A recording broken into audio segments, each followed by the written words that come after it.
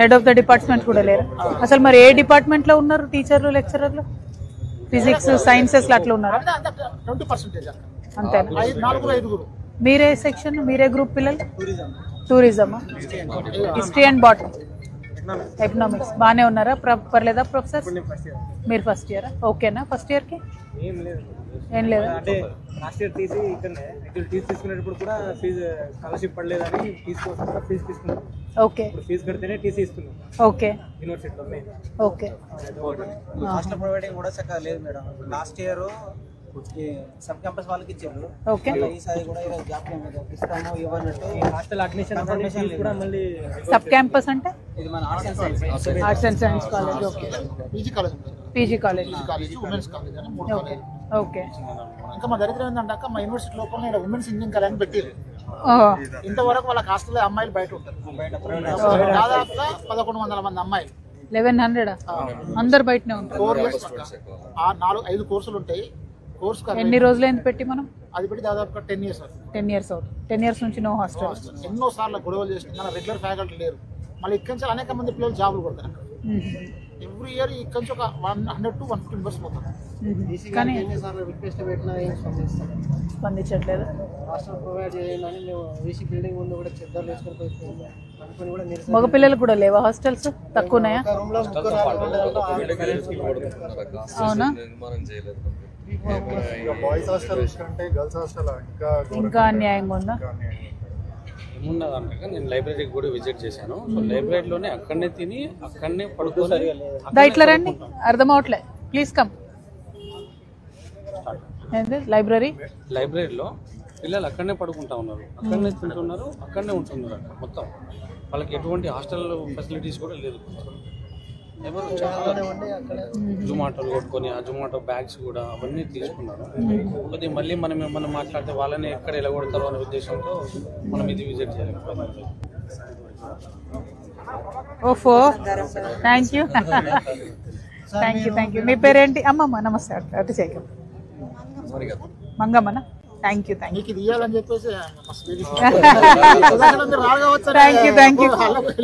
లేదు వస్తున్నారు అటు ఇటు తిరిగి. Thank you. షేర్ అందరు.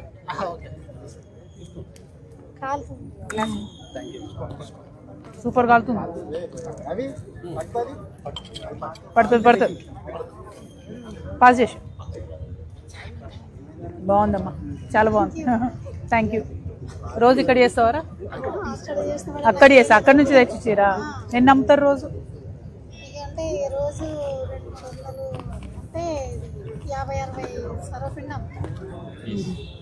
చేసి మళ్ళా బాగుంది చాలా. Thank you. మామూలు డబ్బులు ఇచ్చిరా లేదా? ఇచ్చిరా?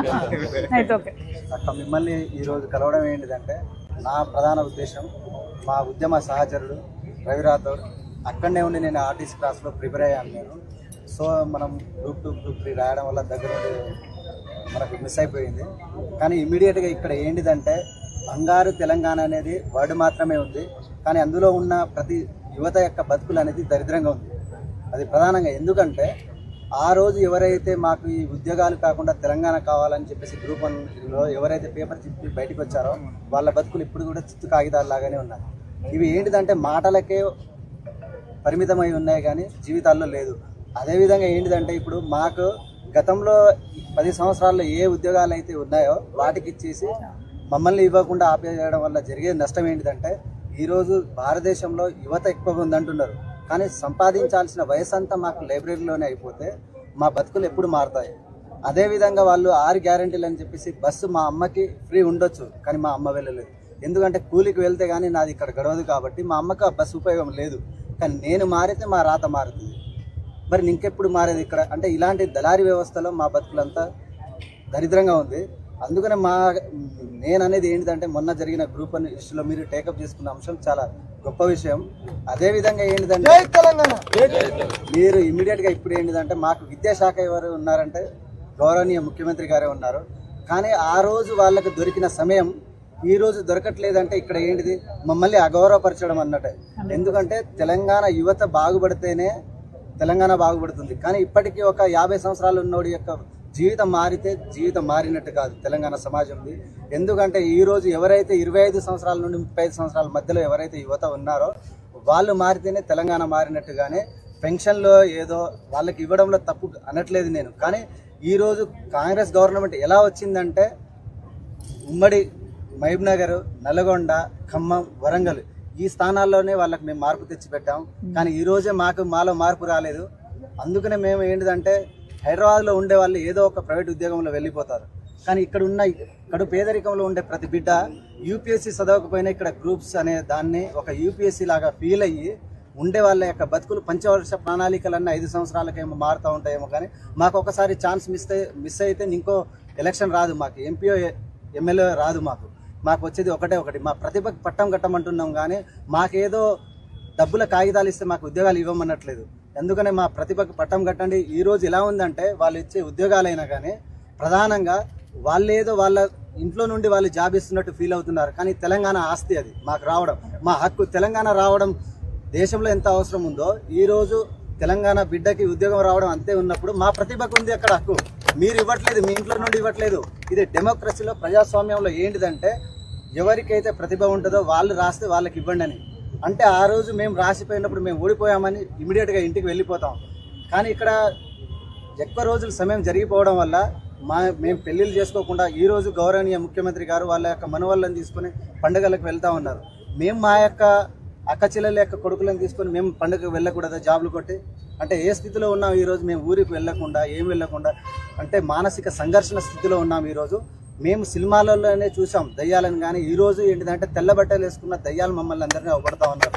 అది ప్రధానంగా ఏంటిదంటే మాకు విద్యాశాఖ గౌరవనీయ ముఖ్యమంత్రి దగ్గర ఉంది కాబట్టి మీ యొక్క వాయిస్ ద్వారా ప్రధానంగా మమ్మల్ని ఒకసారి కల్పించే విధంగా రావాలని చెప్పేసి మీరు చెప్పాలని కోరుకుంటున్నాను. 100%. Thank you. నేను ఒక మాట అనుకుంటున్నా, అంటే జస్ట్ నాకు ఓపెన్గా డిస్కషన్ కోసం అని చెప్తున్నా. మామూలుగా మనం అంటుంటాం కదా ఎప్పుడు కొత్త వాళ్ళు లీడర్స్ కావాలి అని చెప్పి. కొత్త వాళ్ళు, పొలిటికల్ బ్యాక్గ్రౌండ్ లేని వాళ్ళు లీడర్స్ కావాలి. వాళ్ళు లీడర్స్ అయితే కొంచెం సమాజంలో చేంజ్ అవుతుంది అంటాం కదా. సో అట్లా కావాలంటే స్టూడెంట్ యూనియన్ ఎన్నికలు అయితే ఉండాలి కదా. మన దగ్గర రద్దు అయిపోయినాయి స్టూడెంట్ యూనియన్ ఎన్నిక. ఆ తర్వాత ఇప్పుడు సరే కేసీఆర్ బిడ్డ మళ్ళీ ఆమె అధికారంలోకి వస్తుంది, ఇంకొకరు అధికారంలోకి వస్తారు, ఇంకోళ్ళు కొడుకు అధికారంలోకి వస్తారు అని అంటే ఆప్షన్ ఏంది? వేరే వాళ్ళకు లేదు కదా. నాయకత్వ లక్షణాలు మనం పెంపొందించట్లేదు, సమాజం పట్ల అవగాహన కలిగేటటువంటి అవకాశం ఇవ్వట్లేదు. సో నాకేమనిపిస్తుంది అంటే మనం చాలా సీరియస్గా తెలంగాణలో స్టూడెంట్ యూనియన్ ఎన్నికల కోసం ప్రమోట్ చేయాలి, క్వశ్చన్ చేయాలి అన్నది నా ఉద్దేశం. యూనివర్సిటీ స్థాయిలో స్టూడెంట్ యూనియన్ ఎన్నికలు వస్తే కొత్త లీడర్షిప్ వస్తుంది.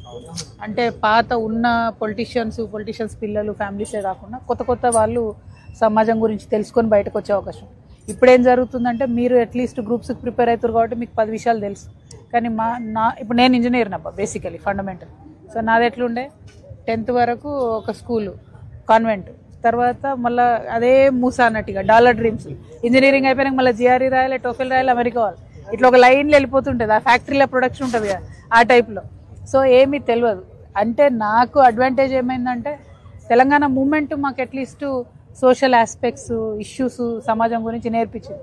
కానీ వేరే పిల్లలకు అవకాశం లేదు. ఇప్పుడు మూమెంట్ లేదు, ఇప్పుడు రెగ్యులర్ పాలిటిక్స్ రెగ్యులర్గా నడుస్తుంది స్టేట్. సో ఇవన్నీ ఆలోచించి నేను అట్లా అనుకుంటున్నా. మీ ఒపీనియన్ ఏంటిది? ఉండాలా స్టూడెంట్ యూనియన్ ఎలక్షన్స్? ఉండొచ్చా? అడగొచ్చా? మనం డిమాండ్ చేయొచ్చా? అట్లా ఫస్ట్ ప్రధాన ఏజెండా నేను ముందు తీసుకొస్తున్నాను. ఎందుకంటే తెలంగాణ పోరాటంలో కావచ్చు, తెలంగాణ రాష్ట్రం ఏర్పడక ముందు కావచ్చు, ప్రస్తుత కాంగ్రెస్ గవర్నమెంట్ మార్పు కోసం చేసినప్పుడు మేము 3 సార్లు మోసపోయాం. అన్ని విషయాలు, విద్యారంగంలో మోసపోయినాం, ఉద్యోగ రంగంలో వాటాలో మోసపోతున్నాం, యూనివర్సిటీలలో నిధులు పట్టడం మోసపోతున్నాం. ఇప్పుడు అట్లా మేమంటున్నామంటే తెలంగాణ మూవ్మెంట్ ఒక వైపు జరుగుతున్నా మీరు ప్రత్యేకమైన ఒక హోదాను ఏర్పరచుకోవాలి. కేసీఆర్ బిడ్డగా మీరు జన్మించవచ్చు, కానీ కేసీఆర్ ఎజెండాను మీరు తీసుకోలేదు. సపరేట్ ఎజెండా తీసుకొని తెలంగాణలోని మహిళలకు మీరు సాధ్యం వహించారు. అనేక మంది మీ వెనక నడిచారు. ఇప్పుడు కూడా కాంగ్రెస్ అంతే. కేసీఆర్ గారు వెనక చాలామంది మీరు చెప్పినట్టు మీ తర్వాత మాకు చాలా తెలిసింది, మీరు మాటలు జరగాలి. అనేక మంది దొంగలుండి కేసీఆర్ గారిని ఆగం పట్టించారు. తెలంగాణ కోరుకుంటుంది మీరు రావాలి, మేము కూడా కోరుకుంటున్నాం. ఎందుకంటే మీరు రావడం ద్వారానే నూతన నాయకత్వాన్ని, ఒకప్పుడు ఎన్టీఆర్ టైంలో ఎట్లయితే నూతన నాయకత్వం వచ్చిందో, తెలంగాణ ఉద్యమంలో స్టార్టింగ్ కేసీఆర్ 2014 అధికారంలో వచ్చినప్పుడు ఎలాంటి నూతన నాయకత్వం వచ్చిందో, రేపు కవితకు కనుక రాజకీయంగా ప్రభుత్వంలో పోటీ చేస్తే నూతన శ్రీశైలం శ్రీకాంత్ లాంటి వాళ్ళు, మిత్రులు లాంటి వాళ్ళు, యూనివర్సిటీ ఉద్యమంలో పనిచేసి అన్ని తెలిసిన వ్యక్తులు రేపు మీ పక్కన నిలబడితే ఈరోజు ఈ సమస్యలన్నిటికీ మీరు ఇట్లా చిటుకుల పరిష్కారం చూపెట్టారు. మంచి సొల్యూషన్ దొరుకుతుంది. ఎందుకంటే ఒక రాజ్యాధికారంతో ఏం సాధ్యమే. 100%. ఎందుకంటే నేను అంటున్నా వాళ్ళు పురుష ఆధిపత్యం, నేను కూడా ఒక పురుషుని కావచ్చు. నేను అంటున్నానంటే తల్లి కన్నా గొప్ప వాళ్ళు ఎవరు లేదు. మనం కనిపించిన తల్లి అదే అధికారం ఇస్తే అప్పుడెప్పుడు ఇందిరాగాంధీ పేరు విన్నాం, మాయావతి గారి పేరు విన్నాం. తెలంగాణలో మీ పేరు వినాలని మేము మనస్ఫూర్తిగా ఉన్నాం. ఇదే కాకపోతే ఎందుకంటే ఇక్కడ నుంచి పొలికేక మొదలైంది, కేసీఆర్ గారి దశ జరిగింది. మీరు మళ్ళొకసారి మా ఇంటి టైం ఇస్తూ పెద్ద మీటింగ్ పెట్టుకొని ఇక్కడి మీ రాజకీయ ప్రస్థానం కూడా ఇప్పుడు పాయింట్ తెలంగాణ దశ తిరగాలన్నది నాది కాదు, సింపుల్ లాజిక్ అది. 100%. నియామకాలు అనే విషయంలో మేము చాలా వెనుకబాటులో అది ఆ స్టాండ్ మీరు తీసుకున్నారు. దానికి మా తరఫున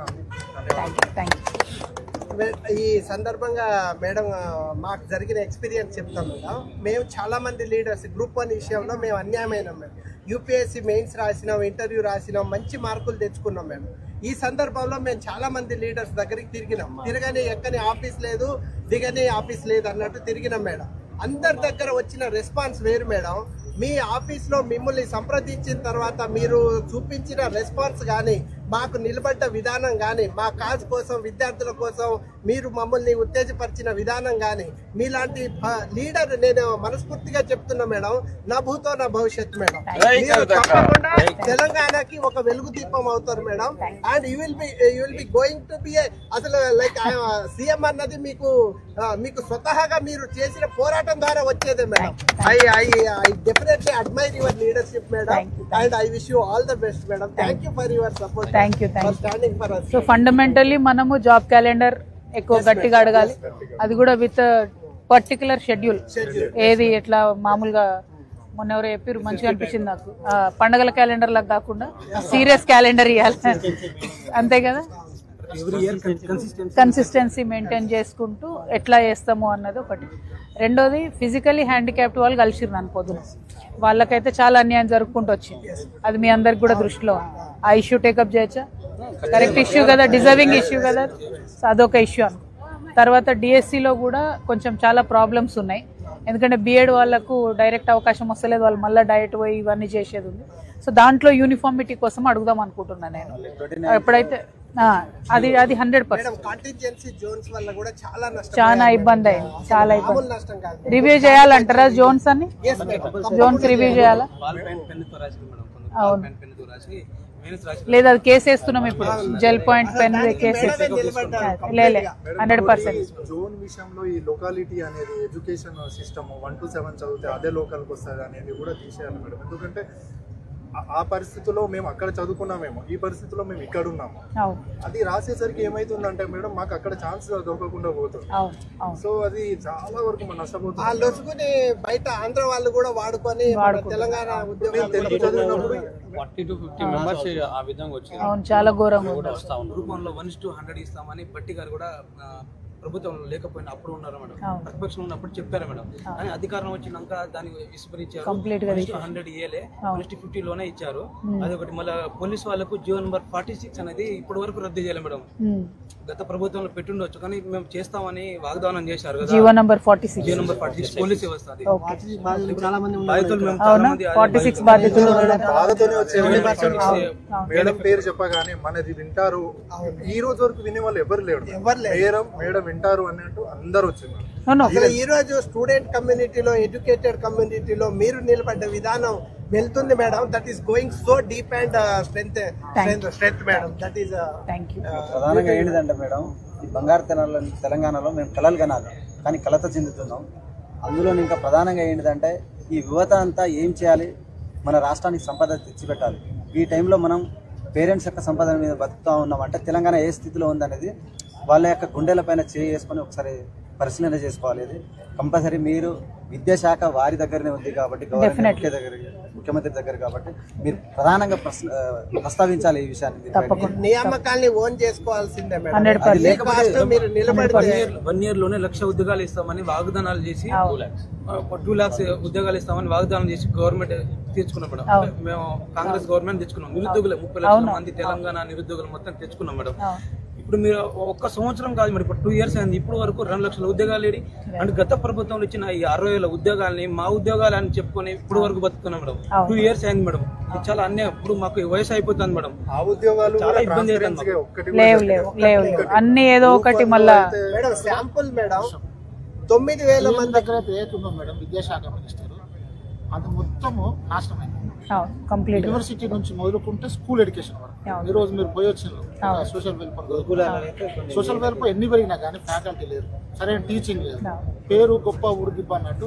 ఈవెన్ అక్కడి ఫస్ట్ క్లాస్ మొదలుకుంటే పిహెచ్ రీసెర్చ్ వరకు ఇక్కడ రీసెర్చ్ స్కాలర్ మేడం అసలు ఒకప్పుడు తిండి లేక ఫీజు కనీసం స్కాలర్షిప్ లేదు. వాళ్ళు ఎన్నోసార్లు ఫైట్ చేసినాం. ఫ్యాకల్టీ లేదు, స్కూల్ నుంచి ఇక్కడ ఫ్యాకల్టీ లేదు. సేమ్ టైం ఉద్యోగ నియామకంలో అదే పరిస్థితి. అంటే విద్యా వ్యవస్థను ప్లస్ ఉద్యోగ వ్యవస్థను సీఎం దగ్గర అవుతుందో మొత్తం కష్టపట్టిపోయింది. అదే ప్రధాన ఏజెండాగా తెలంగాణ రాష్ట్రంలోని ప్రతి విద్యార్థి తల్లిదండ్రులు అంటే మీరు చూసిన స్కాలర్షిప్ రియంబర్స్మెంట్ గురించి తల్లిదండ్రులు కాలేజీలు అంటే ఈ కాంగ్రెస్ ప్రభుత్వము చేస్తున్న అవినీతి ఈ ఏదో తెలంగాణ ప్రజలు చేస్తున్న మోసాన్ని కనుక మీరు మా పక్షం నిలబడి వాళ్ళను నిలదీసి ప్రశ్నించి వాళ్ళకు రాబోయే బయట చేయరు మేడం. వాళ్ళంతా దొంగల ముఠా అన్నట్టు వాళ్ళంతే. అధికార మార్పిడి జరిగితేనే ఇలాంటి ఒక తల్లి వస్తే తప్ప ఈ సమస్యలకు పరిష్కారం దొరుకుతుంది. ఎందుకంటే నాకు కాంశరామ్ గారు అంటే బాగా ఇష్టం. నేను కొంచెం కాంశరామ్ గారు ఒకటే చెప్పాను, సమస్యలని మనం బాధపడి పోరాటాలు చేయడం కాదు, సమస్యలను మార్చుకునే టైం ఒక రోజు వస్తుంది. ఆ రోజు నిలబడి అధికారాన్ని మార్పిడి చేసి సమస్యలకు పరిష్కారం దొరుకుతుంది. నేను ఫస్ట్ టైం నేను ఎవరైనా తెలంగాణ మూమెంట్లో ఫైట్ చేసినా కానీ నేను ఎప్పుడు ఏ నాయకుని దగ్గర పోయి అది అని చెప్పలేదు. ఈరోజు నా మిత్రుడు శ్రీశైలం అక్క వస్తుందని గత 3 రోజులు చెప్తున్నాడు. నేను మిమ్మల్ని కలవాలి, మాట్లాడాలి, ఖచ్చితంగా మాట్లాడాలి. ఎందుకంటే మీరంటే ముందు నుంచి మిమ్మల్ని అబ్జర్వ్ చేస్తాను. నా కేసీఆర్ గారి కంటే ఎక్కువ మీరు అభిమానం. కేటీఆర్ గారు కొంత అభిమానమే, కానీ మీరంటే బాగా చెప్పాను. ఇంకా నేను ఒక మందకృష్ణ దగ్గర 13 ఏళ్ళు ఇక్కడ ఉద్యోగంలో చేసి ఏ రాజకీయ పడత ఇంతవరకు పోలే వెళ్తాను మాట్లాడాలి. నేను ఫస్ట్ టైం నేను మీతో మాట్లాడుతున్నాను. నెక్స్ట్ టైం మిమ్మల్ని సీఎం అయినా కలవాలని నేను 100% డెఫినెట్లీ ప్లస్ నేను కోరుకునేది ఒకటే అక్క, సమస్యలు ఉన్నాయక్క. 10 ఏళ్ళు 14 ఏళ్ళు ఇంకా 3 ఏళ్ళు మొయ్యాలి, మోస్తారు బ్రదర్. ఈ సమస్యలు ఉంటాయి, వాళ్ళు మార్చరు. ఒకటే మీరు అందరూ గుర్తుపెట్టుకోండి, అధికార మార్పిడి జరిగేటప్పుడు మాత్రమే మన సమస్యలు వినగలిగి ఆ సమస్యల పైన ఎప్పుడైతే కొట్లాడతారో నిలబడతారో అలాంటి వాళ్ళకు మనం పట్టం కట్టినప్పుడు మాత్రమే మనం పనిచేయగలుగుతాం. ఎందుకంటే రేపు అక్క కనుక యుద్ధరంగం నిలబడ్డప్పుడు సైనికులు మీరు అందరూ నిలబడగలగాలి స్వచ్ఛందంగా. మొన్న కేసీఆర్ గవర్నమెంట్లో ఉన్నప్పుడు ఉద్యోగాలు లేవు మాకు అవిరాలి అని చెప్పి ఎట్లయితే కాంగ్రెస్ గవర్నమెంట్ ఓటేసిందో ఈరోజు కాంగ్రెస్ అదే చేస్తుంటారు. దాన్ని మీరు ఛేదిస్తూ కవితకు వస్తే మా తల్లి లాంటిది, మా బాధ అర్థం చేసుకుంటుంది, మాకు న్యాయం చేస్తాను కనుక మీరు నిలబడి అక్కడ పోరాటం చేయండి. మీరందరూ ఒక రిక్వెస్ట్ పెడుతున్నాను, మీరందరూ అక్కడికి చెప్పాల్సింది ఒకటే, అక్క మీ వెంట మేము ఉంటున్నాం, రాబోయే ఎలక్షన్లో మేము మద్దతు ఇస్తాం. మా విద్యార్థి యువకులకు ఎమ్మెల్యేలుగా ఎంపీలుగా అవకాశం కల్పించండి, మా పక్షాన వాళ్ళు మీ దగ్గర చెప్పడం కోసం అనేది మనం పెట్టగా డిమాండ్ అదే. ఏ నిరుద్యోగ సమస్యలు చెప్పకండి, సమస్యల కోసం Telangana 100% youth and women combination, only youth and women అంతే కదా, లేకపోతే మారదు సిస్టమ్. బోర్ కొట్టేసింది అందరికి చూసి మీరు ఓపెన్ గా రండి, మేము ఎక్కడికక్కడ ఏ మతమైనా సరే థ్యాంక్ యూ యూనివర్సిటీలో యూనివర్సిటీ నుంచి పెద్ద ఉద్యమాలు చేసి మేడం తెలంగాణ తెచ్చుకున్నాం. నిరుద్యోగులు ఖచ్చితంగా ఉస్మానియా యూనివర్సిటీ అయినా, తెలంగాణ యూనివర్సిటీ, కాకతీయ యూనివర్సిటీ అయినా, ఈ యూనివర్సిటీలోని స్టూడెంట్సే చాలా కష్టపడి ఉద్యమాలు చేసి ఆంధ్ర ప్రాంత ప్రజలను హెచ్చరించి చాలా కష్టపడి తెలంగాణ ప్రాంత ఉద్యోగం చేసి మనం ఉద్యమాలు చేసి తెలంగాణ తెచ్చుకున్నాం మేడం. ఈ నిరుద్యోగులు తలుచుకుంటే ఏ ప్రభుత్వాన్ని చేంజ్ చేస్తాం. లాస్ట్ టైం కూడా అదే జరిగింది. నిరుద్యోగ నోటిఫికేషన్ ఇవ్వకపోతే పేపర్ లీకేజ్ వల్ల ఖచ్చితంగా గవర్నమెంట్ని దించాం కదా మేడం. ఇదే నిరుద్యోగ పవర్ అంటే ఖచ్చితంగా తెలిసింది రేవంత్ రెడ్డికి నిజంగా నిరుద్యోగుల పట్ల ఖచ్చితంగా సానుభూతి లేదని నేను అనుకుంటాను. ఎందుకంటే ఎస్సీ వర్గీకరణ అని కాలయాపన చేయడం, 8 months మళ్ళా బీసీ 42% రిజర్వేషన్ అది ఒక కాలపరం చేసి 2 years చేసింది మేడం. ఈ రోజున మేడం నిరుద్యోగులు మొత్తం ఈయనే కూర్చున్నారు, ఉద్యోగాలు లేవు. మన కేసీఆర్ గారు ఉద్యోగాలు ఇచ్చారు, దానికి నేను ఇచ్చిన అని చెప్పి 50 ఉద్యోగాలు ఇచ్చిన 60 చెప్పు కూడా తిరుగుతాడు. ఇప్పుడు దాకా ఆ దెబ్బకు మనం కొట్టాలి, తర్వాత మనం చూపించాలి. మీ పార్టీలో అందరు యూనివర్సిటీ మొత్తం మీకు సపోర్ట్ గా మేము ఉంటాం మేడం. ఎందుకంటే కేసీఆర్ గారి మూవ్మెంట్ లో ఒక టర్మ్ అందరూ నమ్మినాం, స్వచ్ఛందంగా ఓట్లు వేసినాం. బీజేపీ ఇక్కడ స్కోప్ అసలు లేదు. టీఆర్ఎస్ పని మీరు వచ్చినాక నాకు తెలిసి ఆల్మోస్ట్ అయిపోయింది. ఓపెన్ చెప్తున్నారు వెళ్ళాలనుకోండి టీఆర్ఎస్. ఎందుకంటే రెండవది కాంగ్రెస్ నమ్మింది వాళ్ళు ఫస్ట్ వచ్చి 2 నెలలనే మోసం చూపెట్టారు. కొత్త నాయకత్వం కోసం తెలంగాణ యువత ఎదురుస్తారు. నేను ఓపెన్ చెప్తున్నాం. ఏ తమ్ముడు మన ఇష్యూస్ మీద తమ్ముడు మందా భాస్కర్ ఇదే యూనివర్సిటీ ఎగ్జామ్స్ కూడా చెప్పినాక మీరు గుర్తుపెట్టుకోండి. ఇదే రేవంత్ రెడ్డి గారు ఇక్కడ మా పిహెచ్డీస్ కోసం వచ్చి కట్ చేస్తే సీఎం అయ్యడం కోసం మీ ఛాయలు అంత పవర్ ఉందా? ఇక్కడ జరిగిన తెలంగాణ ఉద్యమం బాగా ఊపందుకుంది. 100% చాలా బాగుంది. రేవంత్ రెడ్డి గారు ఇదే టైంకి వచ్చారు, సేమ్ అక్క మీరు కొంచెం అదే టైంకి వచ్చారు. ఈ నైట్ వచ్చిపోయింది. మీరు వచ్చి చెప్తున్నా రాబోయే రోజుల్లో మీరు ఒకసారి టైం ఇస్తే ఇక్కడ నిరుద్యోగ సమస్యలు చాలా ఉంటాయి. ఇక్కడ యువత కూడా ప్రతి అంశంలో మునుసు చూస్తున్నారు. నాకు ఒక్క టీం ఇవ్వండి కాకతీయ నుండి, గట్టి కొట్లాడదాం కదా. ఇంపార్టెంట్. Thank you. సపోర్ట్ గా ఆల్రెడీ 100% ఇక్కడ నిల్చోనికి మీకోసం వెయిట్ చేస్తున్నాం. కాకతీయలో ఇక్కడ పురుషుల కంటే మహిళా శాతం 65% ఉమెన్స్ ఇక్కడ చదువుకుంటారు. వాళ్ళకు అనేక సమస్యలు, వాళ్ళకు నాయకులు లేరు. మీరు ఇక్కడ మీటింగ్ పెట్టి మాకు ఒక్క 4-5 గంటల టైం ఇస్తే అదే ఆటోలో మీటింగ్ పెట్టుకొని ఇదే మహిళలతోని నిరుద్యోగులతోని ఒక 4 గంటలు చర్చించుకుంటారు. యూనివర్సిటీల మీద మీకు పరిపూర్ణ అవగాహన వస్తారు. ఆ తర్వాత ఈ ప్రభుత్వాలు పాత ప్రభుత్వాలు ఎవరు మిమ్మల్ని లేదు.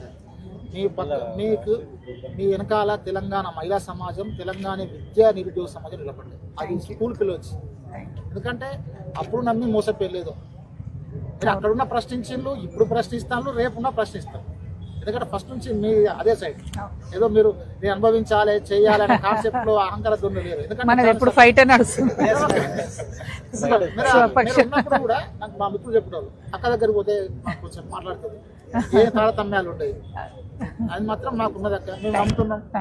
మా అక్క మా తల్లి నమ్ముతాను నిరుద్యోగులు తెలంగాణ విద్యార్థులు. Thank you so much. Thank you అందరికి మళ్ళీ ఒకసారి. జై తెలంగాణ. Thank you brother. తప్పకుండా ఒక్కసారి టీం అంతా కలిసి తప్పకుండా వస్తాను, మళ్ళీ వస్తా సపరేట్. మీ పేరేం బెట? కళ్యాణ్. అవును మీరు ఆ రోజు కలిసారు. అవును. Thank you jail. అవునా? ఓకే.